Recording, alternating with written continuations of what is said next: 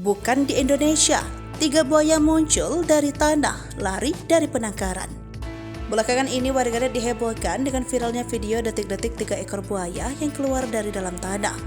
Pada awal rekaman terlihat beberapa orang berusaha menangkap buaya itu. Bagian yang menarik perhatian, buaya tersebut bukan berada di sungai atau rawa, melainkan buaya keluar dari dalam tanah setelah lapisan semen dihancurkan. Lewat rekaman ternyata tidak hanya satu buaya, melainkan ada buaya lain yang berada di lapisan tanah itu.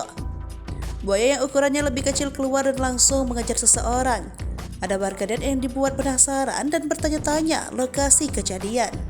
Berdasarkan penelusuran tribunnews.com, video buaya keluar dari dalam tanah ternyata video lama. Akun Twitter @lceki_hn sudah mengunggah video itu pada 28 April 2021 lalu.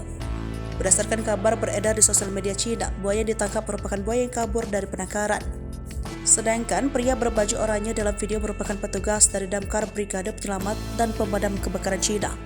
Sementara di situs Blibli, sebuah situs web berbagi video bertema animasi, komik dan permainan yang berbasis Tiongkok juga mengunggah video yang sama pada 3 Mei 2021.